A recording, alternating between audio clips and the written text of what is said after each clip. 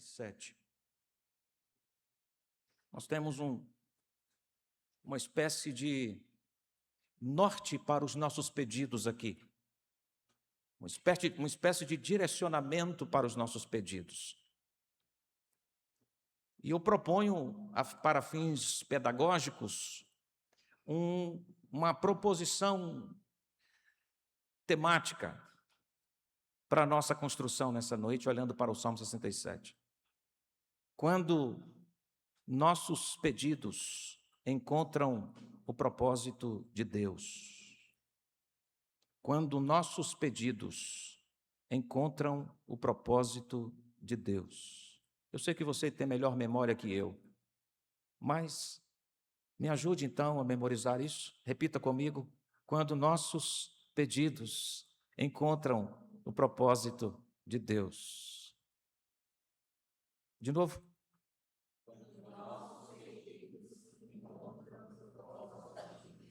Vamos à leitura do texto, Salmo 67. Permita-me usar a Nova Almeida atualizada. Vamos trocar, pastor? Vamos trocar.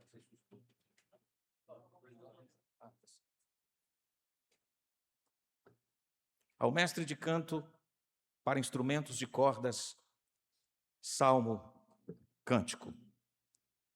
Seja Deus gracioso para conosco e nos abençoe.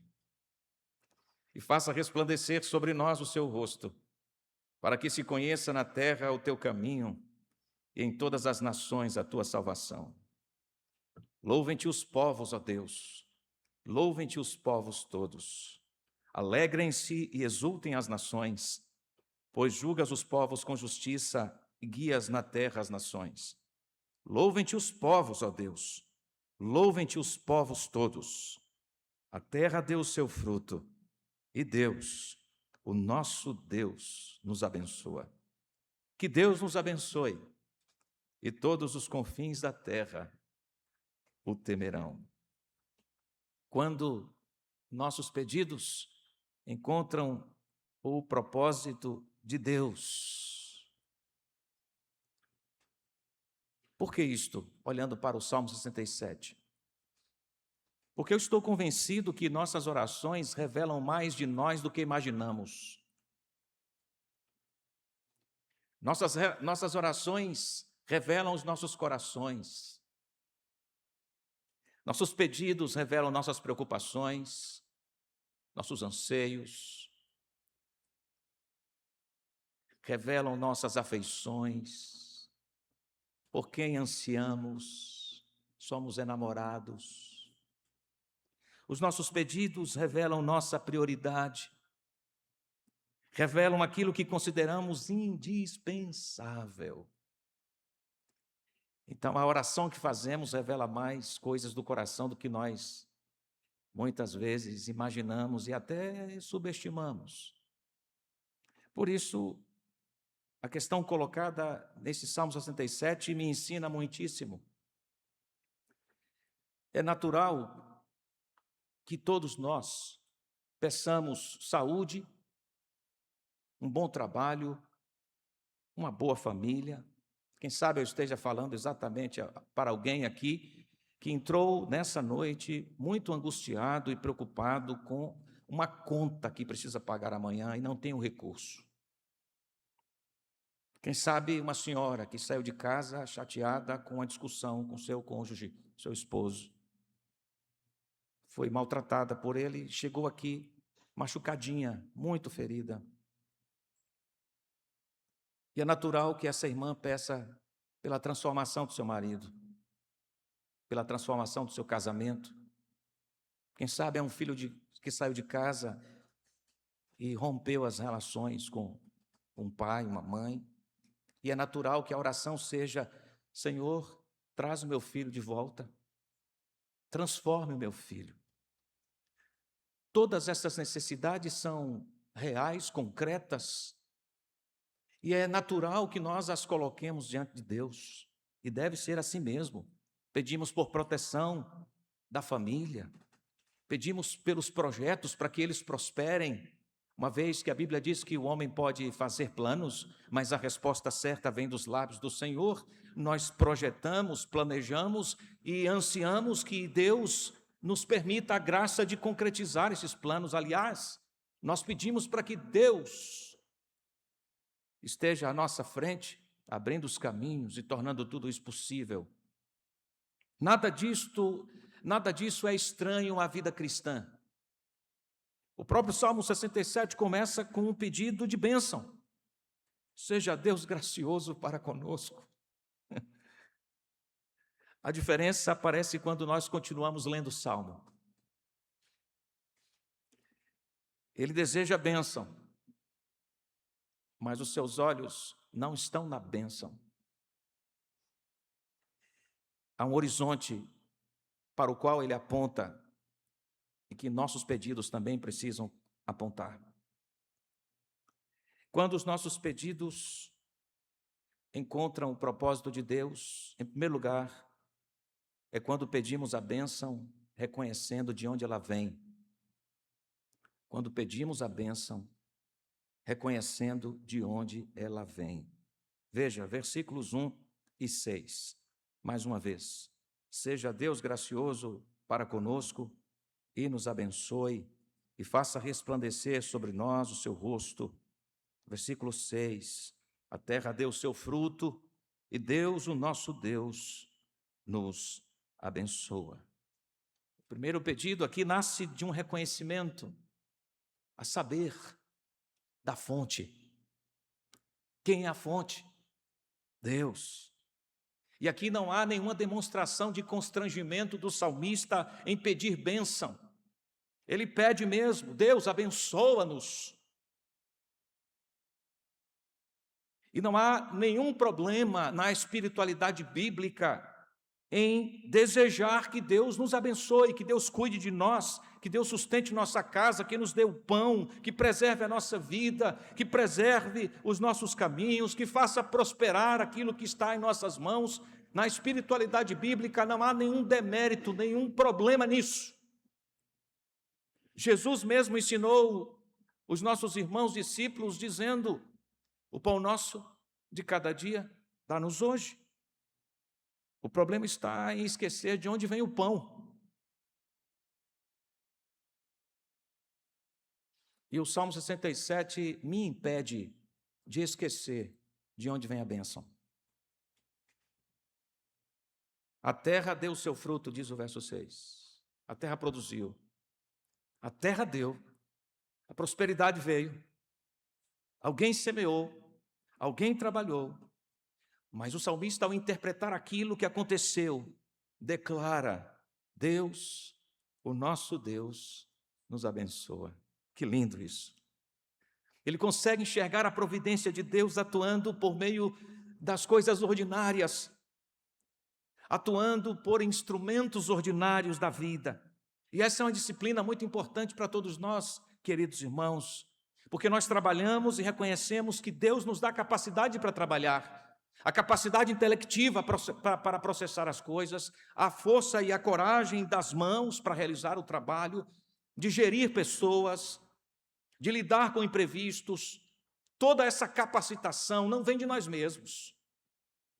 Nós planejamos, nós reconhecemos que todos os nossos dias permanecem nas mãos do Senhor, então nós recebemos e damos graças.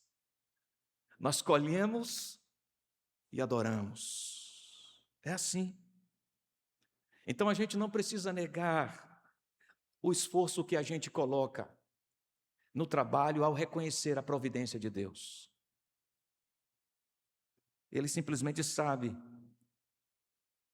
quem somos nós do que precisamos. E nós sabemos que a bênção não é a fonte última. Não.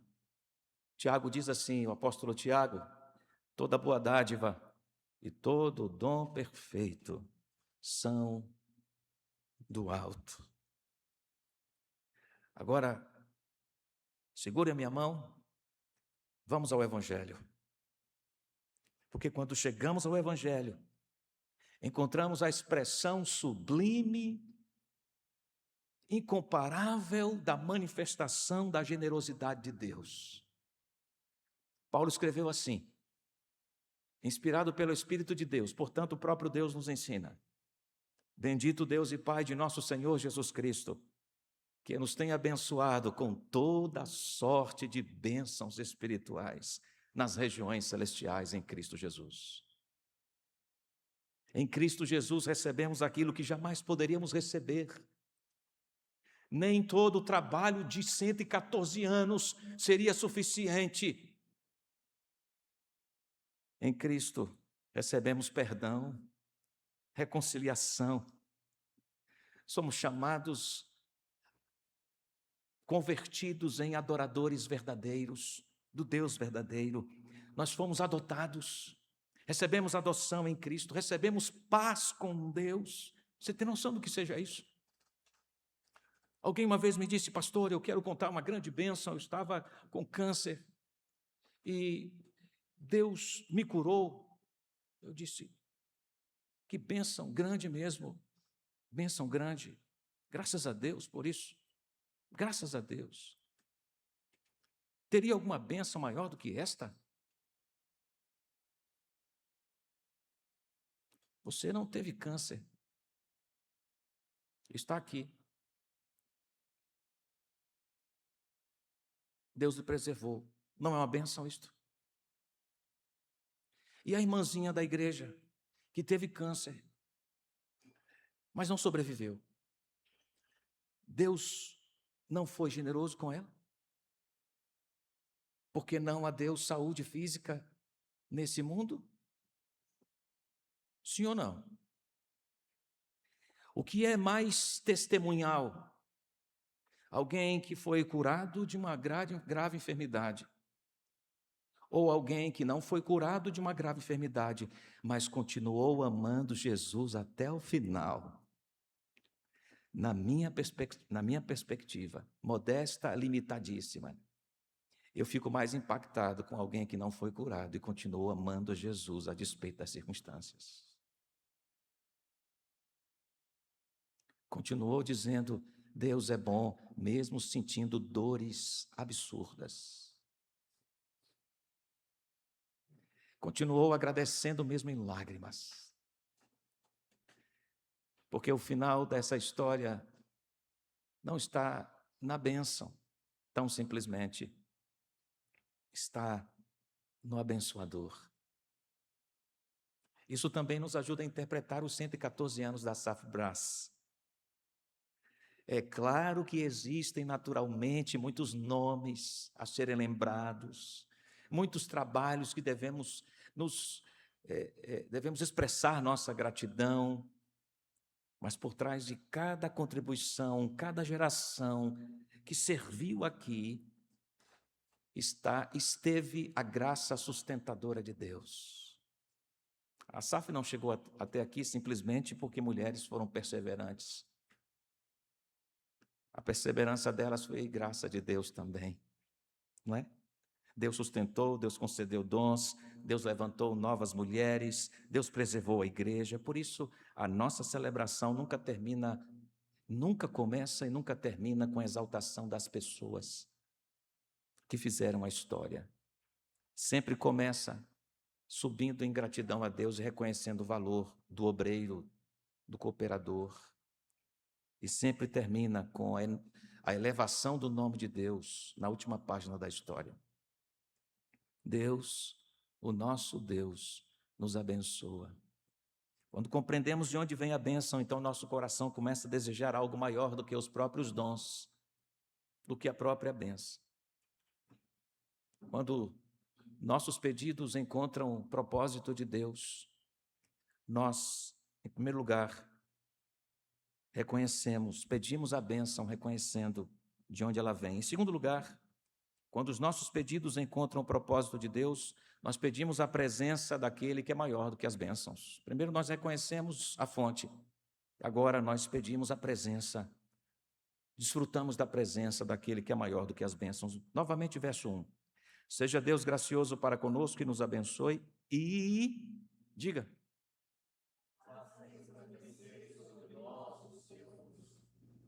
faça resplandecer sobre nós o seu rosto. O que é que o salmista pediu inicialmente? Abençoa-nos. Agora ele pede, faça resplandecer sobre nós o seu rosto. Muito provavelmente esta expressão vem lá da bênção sacerdotal de Números capítulo 6. O Senhor faça resplandecer o seu rosto sobre ti e tenha misericórdia de ti. Na linguagem bíblica, o rosto de Deus, voltado para o seu povo, comunica o seu favor mesmo, sua presença benevolente. Então, o que é que o salmista está desejando aqui? Ele deseja, de fato, as bênçãos e os dons de Deus, mas deseja, acima de tudo isso, o próprio Deus. E essa ordem é muito importante, porque existe uma forma de religiosidade, meus irmãos, que se interessa profundamente pelo resultado, pelo fruto das mãos de Deus e muito pouco pelo rosto de Deus. Existe uma forma de religiosidade que se interessa profundamente pelas mãos de Deus e muito pouco pelo rosto de Deus. Quer aquilo que Ele pode conceder, quer prosperidade, proteção, saúde, portas abertas. Mas o Salmo 67 coloca no centro da oração a presença daquele que abençoa. Moisés entendeu isso. Quando Israel caminhava para a terra prometida, vocês se lembram que Moisés disse? Se a tua presença não vai comigo, não me faça arredar o pé desse lugar. Se a tua presença não vai comigo, não nos faças subir deste lugar. A terra era boa? Uau, maravilhosa, desejável. Mas a terra não bastava em si mesma, não era suficiente. A promessa era preciosa. Sabe por quê? Porque o Deus da promessa estaria com o seu povo.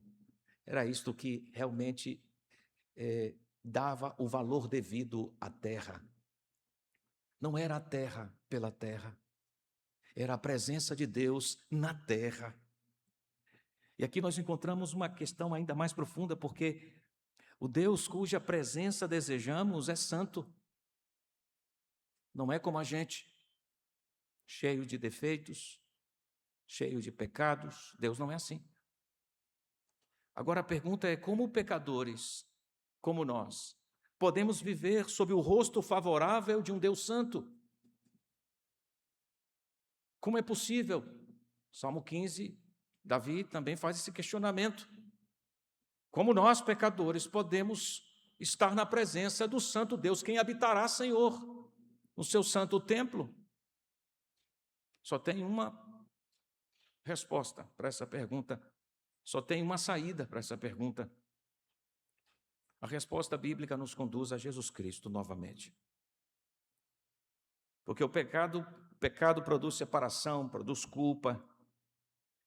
Daí entendemos a razão da estrutura sacrificial do Antigo Testamento. Toda a estrutura sacrificial do Antigo Testamento apontava para a necessidade de um redentor, de uma expiação. E aquilo que os sacrifícios anunciavam, não podiam cumprir em si mesmos, eles anunciavam um cumprimento que seria realizado em Cristo Jesus. Paulo, iluminado pela perfeita exegese, escreveu assim: aquele que não conheceu o pecado, ele o fez pecado por nós, para que nele fôssemos feitos justiça de Deus. Cristo tomou sobre si a culpa do seu povo. Foi na cruz que ele satisfez a justiça plena de Deus. Ressuscitou dentre os mortos e por meio dele nós somos reconciliados com Deus. É em Cristo que pecadores podem conhecer o rosto gracioso de Deus. É só por meio de Cristo. O mesmo Paulo depois disse: Deus que disse, das trevas resplandecerá a luz, Ele mesmo resplandeceu em nosso coração para a iluminação do conhecimento da glória de Deus na face de Cristo Jesus. Percebeu que a linguagem é extraordinária aqui? O Salmo pede: faça resplandecer sobre nós o teu rosto. E o Evangelho vem e nos apresenta a glória de Deus. Onde? Na face, no rosto de Cristo. Aqui está a maior bênção. Indelevelmente a maior bênção. Conhecer a Deus por meio de Jesus Cristo. Que bênção inigualável. Ser reconciliado com Deus, pertencer a Deus, viver diante do rosto santo de Deus, aceitos, acolhidos, mesmo sendo quem somos, cheios de defeitos e falhas, mas não é por nós que Ele nos aceita, é pelo Seu Filho. Aleluia. Isso também confronta uma igreja e as suas organizações internas depois de tantos anos de história. Eu tenho recorrido aqui na minha discreta memória, eu não me lembro de ter participado de uma celebração de uma organização da igreja com tanta história como vocês aqui. Já participei de início de SAF, já tive a honra de participar de cinquentenários, mais 114 anos, acho que é a primeira vez. O ponto é que a história é belíssima, linda, quando vista sob as lentes de Deus. A estrutura da nossa igreja é muito bonita, mas a gente pode correr um risco como correria se nós não tivéssemos esta específica estrutura. Correríamos o mesmo risco. A saber, preservar a estrutura e perder fervor espiritual. É um risco. Manter atividades e diminuir nossa dependência. Afinal de contas, ninguém constrói uma história assim como a nossa da noite para o dia. Então, nós somos realmente fenomenais. É um risco. Podemos conhecer muito bem a nossa história e já não cultivar a mesma paixão e intensidade por Jesus Cristo. Infelizmente, isso é possível. Podemos viver tantos anos como igreja, como organização, como sociedade interna, e não mais termos a paixão do primeiro amor, candente, explosiva, contagiante. Por isso, depois de 114 anos, esta oração aqui continua atual, irmãs e irmãos. Senhor, faça resplandecer sobre nós o teu rosto. Ó Senhor, depois de 114 anos, nós queremos mais de Ti. Nós queremos mais. Gratas estamos por Jesus Cristo. Que Cristo Jesus continue sendo precioso para nós. Que a Sua palavra continue governando nossa vida, nossa igreja, nossa SAF. Que a oração continue sendo expressão objetiva de nossa dependência de Ti, Senhor. Que a santidade continue sendo desejada por todos. Que nenhuma tradição ocupe o lugar da Tua presença, Senhor, mas que toda tradição seja submissa à Tua palavra, à Tua presença, porque a igreja precisa das bênçãos de Deus, isso é inegável, mas precisa muito mais do Deus das bênçãos. Então chegamos à expressão que abre o horizonte aqui de todo o Salmo. Na minha leitura, parece-me que esta terceira orientação abre o horizonte e apresenta o clímax do Salmo. Versículos 2 em diante. Para que se conheça na terra o teu caminho e em todas as nações a tua salvação. Louvem-te os povos, ó Deus, louvem-te os povos todos. Alegrem-se e exultem as nações, pois julgas os povos com justiça e guias na terra as nações. Louvem-te os povos, ó Deus, louvem-te os povos todos. Versículo 7, considerando que já lemos o versículo 6. Que Deus nos abençoe e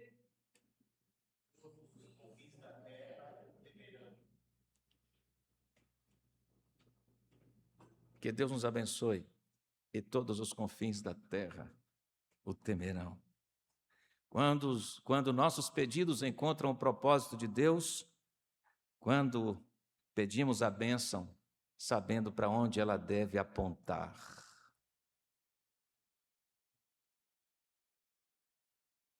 Quando pedimos a bênção, sabendo para onde ela deve apontar. O que é que vocês notaram aqui, nestes versos lidos agora? Qual é o fio condutor destes versos? Talvez o tema mais preponderante no salmo inteiro está aqui. Qual é? Uma balinha de framboesa para quem disser assertivamente. E o pastor vai dar, porque eu não tenho ela aqui agora no meu bolso. É o para quê. Essas duas palavrinhas são muito reveladoras, porque elas vão nos mostrar porque o salmista quer ser abençoado. Por que ele queria ser abençoado? E esse para quê é o clímax. Vai conduzir ao horizonte, ou vai conduzir ao norte para o qual ele deseja apontar o seu pedido. Por que ele quer o que quer? E então essas duas palavras, considerando que foi este salmo composto por um irmão, alguém lá de um contexto diferente do nosso, era um hebreu, um músico, estava representando o povo de Israel, e ao dizer isto aqui, ampliar o horizonte, ele está dizendo: a bênção que desejamos não está circunscrita a Israel. Isso é forte. É um hebreu dizendo, escrevendo, representando o povo. Nós queremos a bênção de Deus para quê? E aí ele olha para as nações. Uau! Não está olhando só para Israel.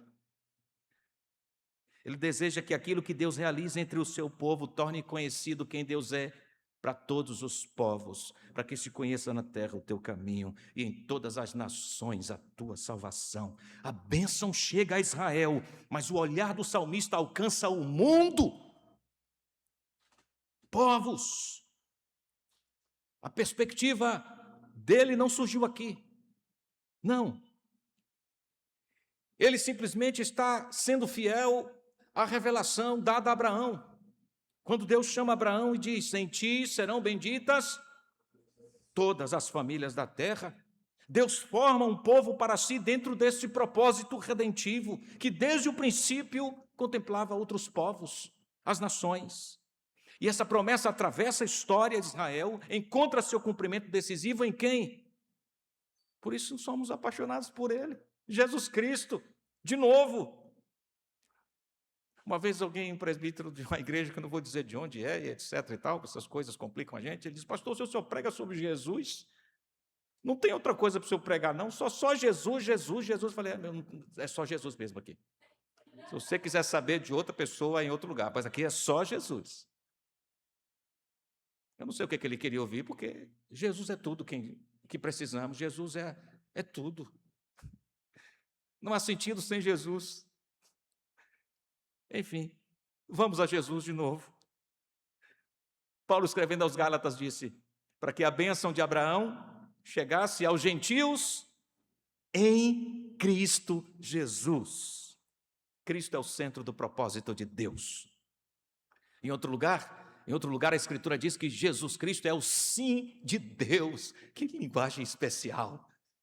Jesus Cristo é o amém de Deus. Nele a salvação é anunciada para as nações. E a igreja unida a Cristo é enviada a proclamar esse evangelho até os confins da terra mesmo. Observe então como o salmista, aqui no Salmo 67, descreve aquilo que o salmista, que ele mesmo deseja ver acontecer. Está no âmago do anseio, do desejo, da paixão do salmista. desse cantor, desse músico, representando o seu povo, o desejo, primeiro, para que se conheça na terra o teu caminho, conhecimento de Deus. Ele deseja que Deus seja conhecido em outros lugares, em toda a terra. Depois, em todas as nações, a tua salvação. Ele deseja que não somente Deus seja conhecido, mas que Deus seja recebido como salvação, que Deus salve pessoas. Louvem-te os povos, ó Deus, louvem-te os povos todos. Aqui estamos falando de uma conversão do centro do coração adorador, de idólatras sendo convertidos em adoradores do Deus vivo e verdadeiro.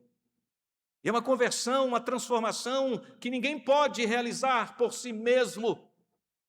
É necessário que o Espírito de Deus lhe opere o coração, lhe transforme, ele encha de novos afetos, nova disposição, uma nova natureza. Como disse Jesus a Nicodemos, tem que nascer de novo. Mas esse nascimento vem do Espírito. O salmista deseja que pessoas sejam salvas em todos os lugares. Adoração, porque o versículo 4 acrescenta: alegrem-se e exultem as nações, pois julgas os povos com equidade e guias na terra as nações. Alegria. Sabe o que o salmista está querendo ver aqui? Nações inteiras curvadas diante de Jesus Cristo, Senhor do céu e da terra. O Senhor que julga com equidade, o Senhor que guia os povos, o Senhor cujo governo é justo, justíssimo. Por isso as nações são convocadas a se alegrar. E então o salmista termina: Deus nos abençoa e todos os confins da terra o temerão. Notem aqui o movimento completo: bênção, conhecimento, salvação, alegria, adoração, temor do Senhor. Isso está aqui de propósito, intencionalmente está assim. Essa é a lógica do Salmo 67, meus irmãos. E então a gente pode compreender melhor o início do Salmo agora. Porque o salmista não está simplesmente dizendo: Senhor, dá-nos mais, encha mais os nossos cofres, Senhor, nos prospere mais, Senhor, abunde mais para mim, para mim, para mim, para mim. Nossa sociedade é marcada pelo individualismo e pelo consumismo.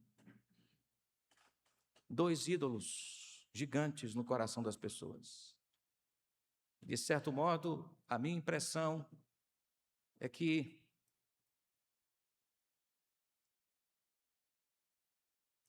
aquilo que Carl Truman chama de influência social, a gente começa a respirar esse ar também na igreja. E nem percebe. Isto é, a gente começa a pensar como o mundo pensa, acerca de dinheiro, de prosperidade, acerca da minha identidade. E nem percebe. Eu nem preciso ler livro de filosofia, sociologia, para defender esse tipo de coisa. É quase como uma absorção pelo ar. E de repente eu me encontro pensando em ficar mais rico por ser rico. Me dar bem na vida para ter uma boa casa e desfrutar de uma excelente aposentadoria. Não é para isso que estamos aqui. Não é este o sentido da nossa jornada. Nós queremos a bênção de Deus, porque precisamos dela, mas tem um para quê que não podemos esquecer. É para que o nome de Deus seja conhecido, adorado. Isto tem a ver com a obra missionária de Deus. É sede, qual é o nome da rua aqui? São Leopoldo, número 316. Excede a São Leopoldo 316. Excede o seu endereço residencial. Alcança o mundo. Gente que você nem conhece. Gente do céu, eu vi uma história assim que me impactou. Um amigo foi à Coreia do Sul e voltou impactado. E nas histórias que ele me contou, aí eu fiquei impactado sem ter ido. da relação, compromisso, afeto que os coreanos do Sul têm para com os coreanos do Norte. De histórias de gente que praticamente entregou a vida para alcançar a Coreia do Norte. Tem igrejas que estão guardando recursos materiais, investindo em recursos materiais, se preparando para o dia e orando para que Deus abra a fronteira, e quando Deus abrir fronteira, vão plantar igrejas na Coreia do Norte. Mas isso é planejamento missionário, gente. Me constrange. Ele mencionou de uma igreja que, eu não sei, está sendo gravado o culto aqui? Como é que eu posso dizer isso sem complicar a situação, não é? Há muita gente que foge da Coreia do Norte. As que conseguem fugir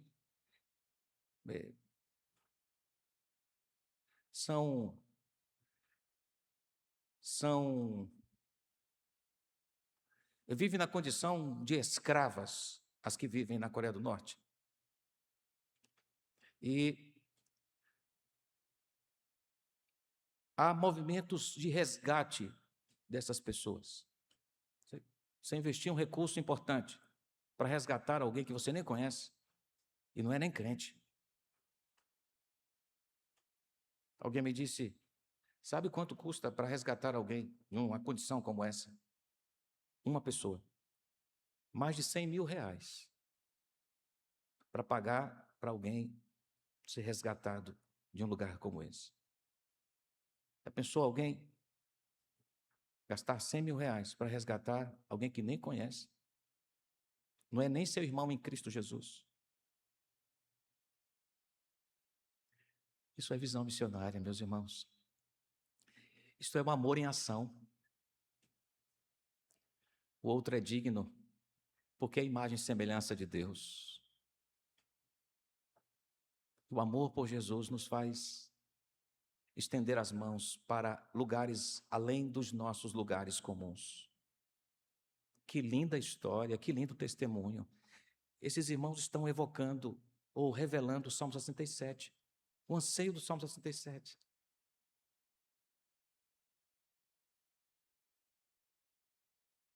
Senhor, abençoa-nos de tal maneira que por meio daquilo que fizeres entre nós, teu nome seja conhecido muito além de nós. É isto. Essa verdade precisa alcançar nossa maneira de pensar a vida, irmãos queridos. Quando Deus coloca recursos nas nossas mãos, surge uma pergunta: para onde esses recursos apontam? Quem será servido por aquilo que nós aprendemos, recebemos?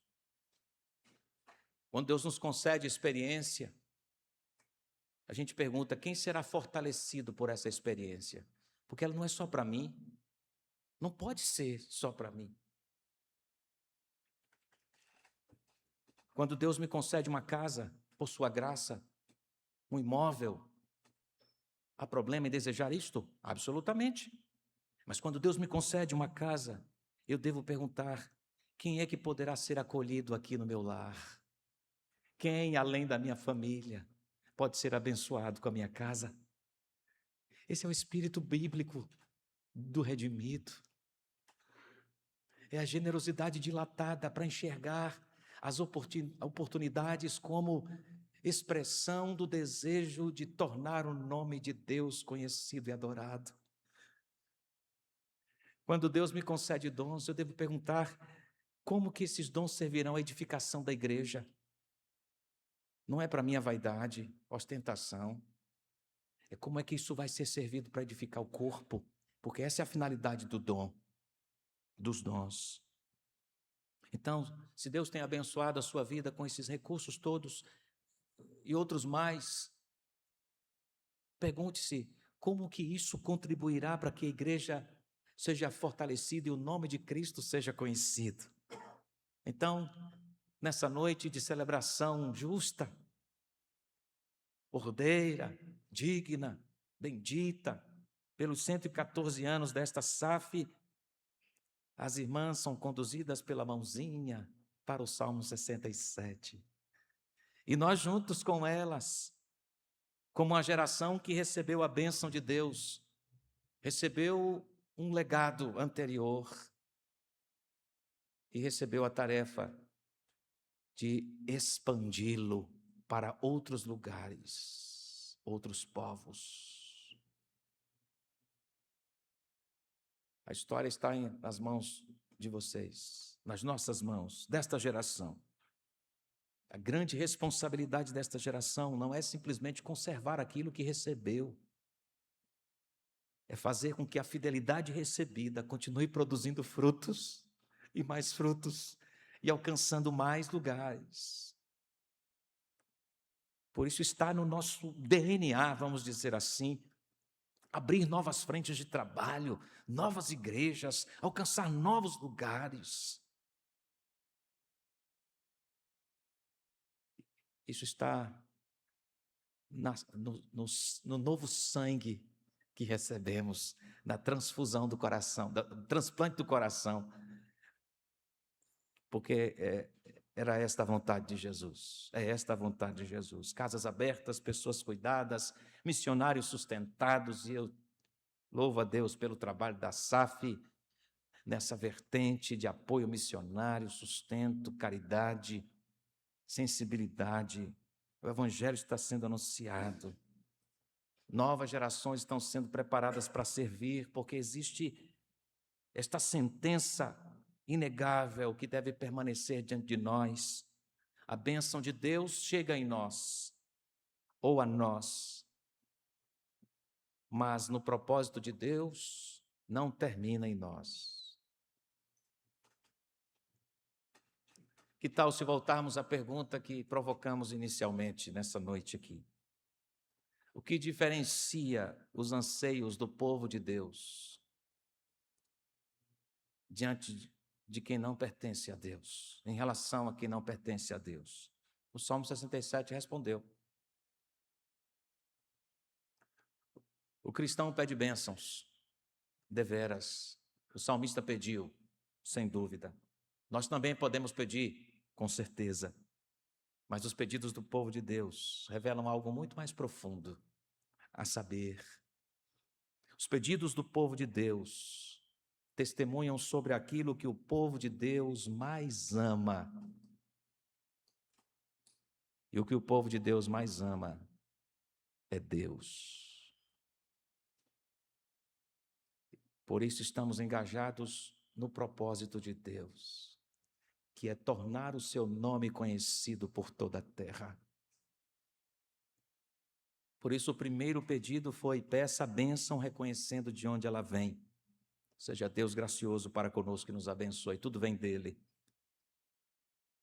A segunda orientação foi: peça a presença daquele que é maior do que as bênçãos, faça resplandecer sobre nós o seu rosto. Nós queremos Deus acima das bênçãos, dos dons. E o terceiro foi: peça a bênção sabendo para onde ela deve apontar, para que se conheça na terra o teu nome, o teu caminho, e em todas as nações a tua salvação. Aqui está a resposta, meus diletos irmãos. O cristão pede bênçãos, mas não deseja que a bênção termine nele. Ele deseja que Deus seja conhecido, que as nações se alegrem e que todos os povos o louvem. Que bela palavra para os 114 anos da SAF Brás. A geração que começou essa história já passou. Muitas outras também passaram.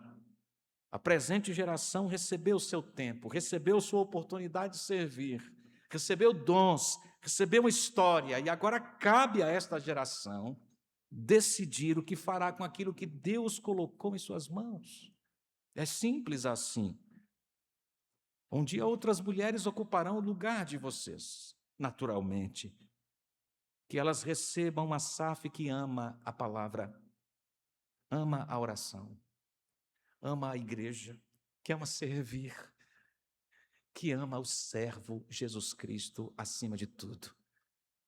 Em decorrência disso, ama a missão, o trabalho de Deus no mundo. Ama a Cristo.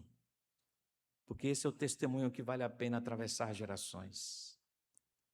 E aos que ainda não conhecem a Cristo, por gentileza, observem que o desejo do salmista chegou até nós. Em todas as nações a tua salvação, essa salvação tem um nome. Então me dirijo a você que todavia não tem relacionamento com o Senhor Jesus, que só há um meio de ser abençoado definitiva e realmente por Deus, que é Jesus Cristo. O Filho de Deus morreu por pecadores. Nós todos nos encontrávamos na mesma condição.